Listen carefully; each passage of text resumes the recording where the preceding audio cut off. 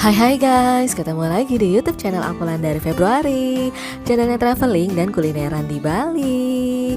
Nah, apa kabar nih kalian semua? Semoga selalu dalam keadaan sehat-sehat dan baik-baik saja ya.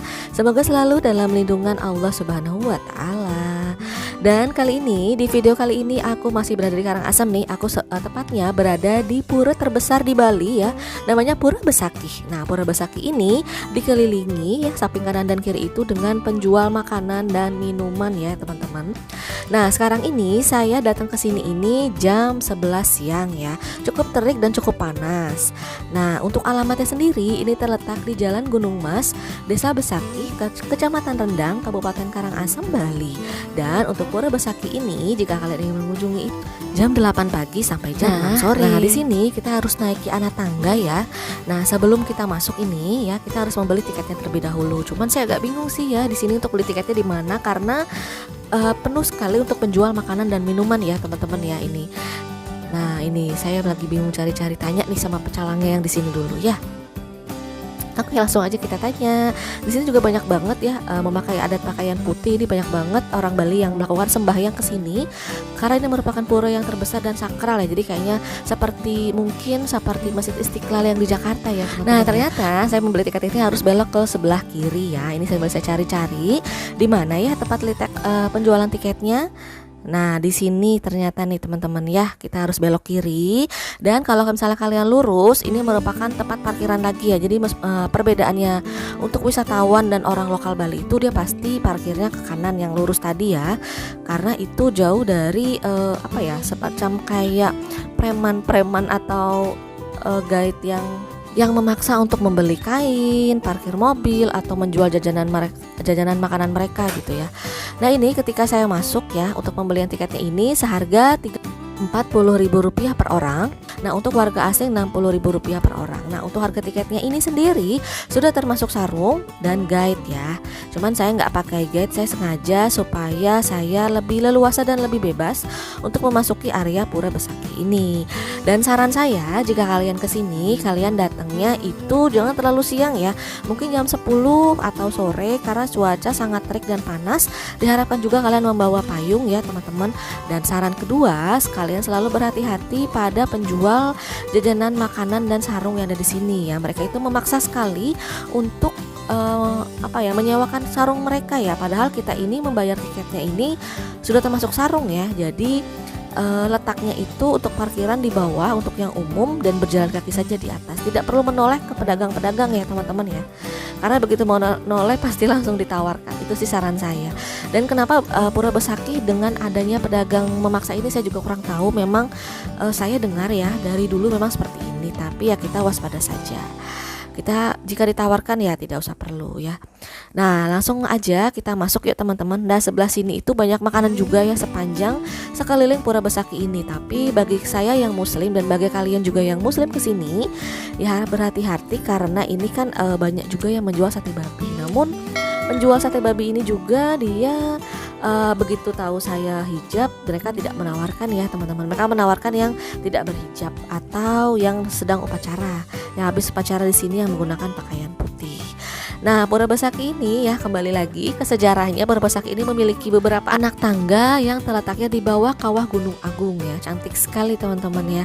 Nah, terlihat di sini banyak sekali orang yang selepas habis upacara ya. Dan di sini juga kalian akan ditawarkan untuk berfoto ya seperti ini. Ditawarkan harga Rp45.000 saja langsung jadi foto dengan background pelataran Pura Besakih. Untuk komplek Pura Besakihnya sendiri ini terdiri dari satu pura pusat, yaitu Pura Penataran Agung Besakih dan 18 pura pendamping, yaitu satu Pura Basokian dan 17 pura lainnya. Di Pura Basokian ini, di areal inilah pertama kali tempat diterimanya wahyu Tuhan oleh Hyang Risi Markandeya. Nah, ini untuk di depan Pura Besakihnya ya teman-teman. Jadi kalau kalian mau foto boleh di tangga tengah. Tapi jika kalian masuk, ini harus ke tangga yang sebelah sini nih, yang saya arahkan ya, ke sebelah kiri. Karena tidak diperkenankan untuk naik di tangga yang tengah. Karena itu banyak orang yang upacara ya, jadi takut mengganggu orang ritual upacara. Nah, lagi-lagi kita harus menaiki anak tangga ya. Nah, ini cukup tinggi dan cukup curam ya teman-teman. Oke, kembali lagi dengan sejarah Pura Besaki. Pura Besaki ini merupakan pusat kegiatan dari seluruh pura yang ada di Bali. Di antara semua pura-pura yang termasuk dalam komplek Pura Besaki, Pura Penataran Agung adalah pura yang terbesar, yang terbanyak memiliki bangunan-bangunan pelingginya, terbanyak jenis upakaranya, dan merupakan pusat dari semua pura yang ada di komplek Pura Besaki. Di Pura Penataran Agung ini terdapat 3 pelinggi utama yang disebut Padma Tiga Sombol Stana dari Tripurusha, yaitu Siwa, Sadasiwa, dan Paramasiwa. Tripurusha ini adalah 3 tingkatan kesadaran rohani. Nah, ini saya sedang berada masih naik lagi ya. Di sebelah kiri saya ini adalah pusat informasi dan dokumentasi. Jadi kalau kalian mau bertanya dan dokumentasi menggunakan foto, boleh ke bagian informasi tersebut. Nah, ini saya sudah menaiki agak tinggi ya teman-teman, lumayan tinggi Pura Besaki. Nah, sebelah kanan saya ini merupakan puranya ya. Nah, ini pura-pura kecil yang tadi saya sampaikan. Tapi untuk masyarakat Bali ibadahnya ini dia masih naik lagi teman-teman ya. Yuk kita lanjut lagi naik ke atas. Oke, lanjut lagi teman-teman. Pura Besaki ini yang merupakan pura yang terletak di bawah Gunung Agung, yaitu merupakan sebuah gunung tertinggi di Pulau Bali yang dipercaya sebagai pusat pemerintah alam arwah, alam para dewata yang menjadi utusan Tuhan untuk wilayah Pulau Bali dan sekitarnya. Untuk latar belakang keberadaan bangunan Pura Besaki ini ya, ini merupakan sebuah tempat ibadah untuk menyembah dewa yang dikonsepsikan gunung tersebut sebagai istana dewa tertinggi. Dan inilah adalah pura yang paling tinggi ya, pura yang terbesarnya. Jadi di mana banyak sekali masyarakat Bali yang melakukan ritual upacara di sini. Namun saya tidak boleh masuk ya teman-teman, karena wisatawan dilarang masuk hanya untuk yang sembahyang saja. Namun saya hanya bisa melihat dari ke atas ini ya. Saya lihat sangat sakral sekali. Saya juga takutnya mengganggu ya kalau terlalu lama merekam mereka ini teman-teman. Oke, kita lanjut lagi ke atas. Ternyata di sini banyak banget pura-pura ya. Pura-pura kecil yang berada di sekeliling pura di Besaki ini yang tadi saya ceritakan ya. Namun pura utamanya yang tadi di tengah yang banyak upacara ya. Nah, ini pemandangannya teman-teman untuk pura-pura terkecilnya juga ya.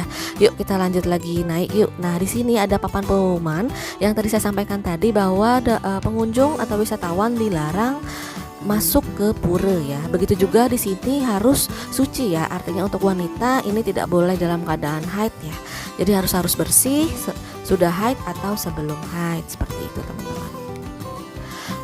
Oke, kita lanjut lagi ya, sejarah Pura Besaki. Dalam budaya masyarakat Hindu Bali, ini Pura Besaki diidentifikasi sebagai bagian dari perkembangan budaya sosial masyarakat Bali dari mulai pra-Hindu yang banyak dipengaruhi oleh perubahan unsur-unsur budaya yang berkembang, sehingga mempengaruhi perubahan wujud budaya ide, wujud budaya aktivitas, dan wujud budaya material.